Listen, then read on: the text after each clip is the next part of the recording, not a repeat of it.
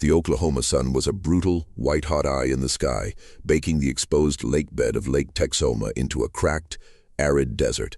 It was the summer of 2011, and the worst drought in a century had pulled the waters back, revealing secrets that had been buried for nearly 70 years. For most folks, it was a tragedy: docks sitting on dry land, boat ramps leading to nowhere. But for Old Man Harlan, a grizzled catfisherman who knew these waters better than he knew his own wrinkled face, it was an opportunity.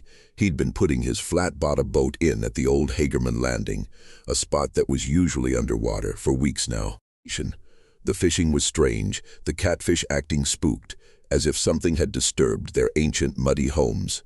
The water that remained was murky, but where it had receded, it left behind a treasure trove of the past. He'd seen the foundations of the drowned town of Woodville, the ghostly grids of streets that hadn't seen the sun since 1944. He'd even heard whispers of people finding old bottles and rusted farm equipment. But he never expected to find what he did that sweltering Thursday afternoon. He was working a deep hole near the old river channel, a place where the big blues liked to lurk when his line snagged. It wasn't the familiar fight of a fish. This was dead weight, a heavy, unyielding tug that felt like he'd hooked a cinder block. He groaned, thinking he'd snagged a piece of a submerged tree, and began to slowly motor his boat to get a better angle. As he pulled, the murky water churned, and a glint of sunlight caught his eye. His heart hammered against his ribs. As he reeled in the line, he saw it. A bar of metal the size of a large brick, caked in mud and a bizarre greenish-blue patina. It was heavy, impossibly dense. He pulled it into the boat and let it thud against the aluminum floor. He scraped away the muck with his knife, revealing a dull, reddish-orange metal beneath. It wasn't old iron, it wasn't lead, it was copper. And stamped into the top of it, faint but unmistakable, was a symbol he didn't recognize. Not a company logo, not a standard government stamp, but a strange geometric shape, a circle bisected by a jagged line. For days, Harlan kept the ingot hidden in his shed, a tangible piece of a mystery that gnawed at him. What was a pure copper ingot doing in the middle of a lake, in a town that was supposed to be abandoned? The flood of 1944. To understand what Harlan had found, you have to go back to the beginning. Before Lake Texoma was the playground of the Southwest, it was a river valley, a fertile and strategic corridor that had been home to Native American tribes and early settlers for centuries.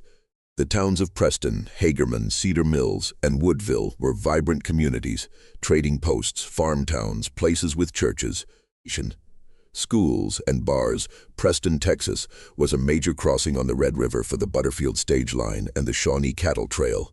But progress was a hungry beast, and by the 1930s, these towns were already in decline, bypassed by the railroad. Then came the Denison Dam. The Army Corps of Engineers had a mandate: control the flooding of the Red River and generate electricity. The decision was made to build the dam at a spot called Preston Bend. The fate of the towns was sealed. They were all slated to be sacrificed, drowned to create the massive 93,000-acre reservoir.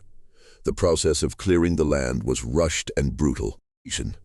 While official records claim that many of the town's cemeteries were relocated, local lore and recent discoveries tell a different story. Family lore states that only the headstones were relocated, and the very grave where the body was buried remained, one account suggests. The Madill City Library lists 38 known cemeteries in the area, with many more unmarked, but family lore states that only the headstones were relocated, and the very grave where the body was buried remained. It was a frantic, imperfect process. In the mad rush to clear the land before the floodwaters rose, many graves were simply plowed over, their occupants left to be swallowed by the rising tide. By 1944, the waters were already rising. The lake filled, and the past was gone, silenced under 80 feet of water. The copper clue, the copper ingot, didn't make sense. It was too pure, too deliberately shaped, too marked to be a random piece of debris. It had to be tied to the town's final days. Was it part of some hidden industry, a forgotten cache? Or was it something more sinister? I began digging through the old archives, researching the history of the area. The towns were on the Red River. While not as famous as the Klondike, the Red River had a reputation for copper. In the 1920s, there were rumors of old Spanish mines in the area, tales of lost treasure and secret veins of ore that the Native Americans had known about for centuries. But there were no official records of a significant mine then. I stumbled upon a faded mention in a local historical journal, a story about a hermit who lived near Woodville in the early 1900s. He was known as Copper John, and he was rumored to have found a source of pure copper in the river bluffs. He'd melt it down into ingots in a hidden forge, supposedly to sell to a mysterious buyer from the east. Most people dismissed it as a tall tale, the ramblings of a crazy old man, but the ingot I held in my hands was not a tall tale. I found an old hand-drawn map in the County Historical Society marked Property of Judge L. Lipscomb Wood, the namesake of Woodville. It showed a small forge on the outskirts of the town near a creek. The map was dated 1939. Just 5 years before the town was flooded, the Army Corps' secret Harlan's discovery started a quiet frenzy among a few locals. They began searching the newly exposed lakebed, looking for more. They found them. A small cluster of the ingots, buried in the mud near where the creek once flowed into the town. It seemed Copper John wasn't a myth. But the ingots weren't the only thing they found. They also found the remains of a small, sturdy building that wasn't on any of the town maps. It was built into the side of a bluff near the forge, heavily reinforced. It wasn't a root cellar or a storage shed. It looked like a bunker. And the metal door to the bunker was sealed with a thick chain and a padlock that bore the unmistakable emblem of the U.S. Army Corps of Engineers. Why would the Army Corps seal a bunker in a town that was supposed to be abandoned and flooded? If they were simply clearing the land, why lock up an old hermit's forge? That's when the pieces started to fall into place. The story of Copper John wasn't just a tale of a lone prospector. What if the hermit wasn't a hermit at all?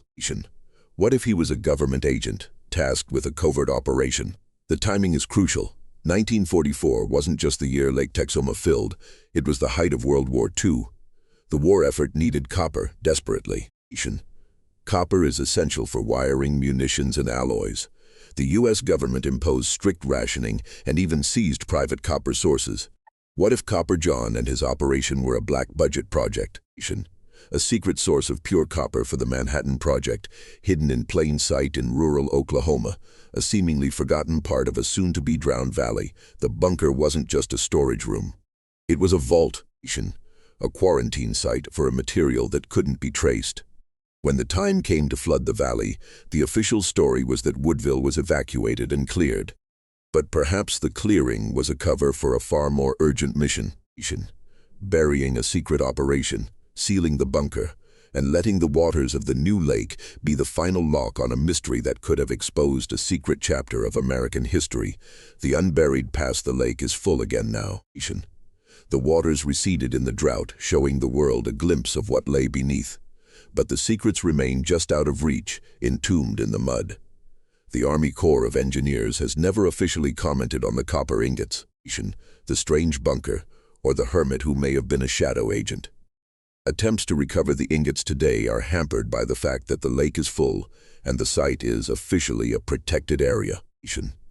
The mystery of the Lake Texoma copper ingots is a testament to the fact that the past is never truly gone. It's just waiting, buried under the surface. The official story is that Lake Texoma is a recreational paradise, a triumph of civil engineering. But for those who know where to look, it's a watery grave for towns, for people, and for secrets that powerful people wanted to keep hidden.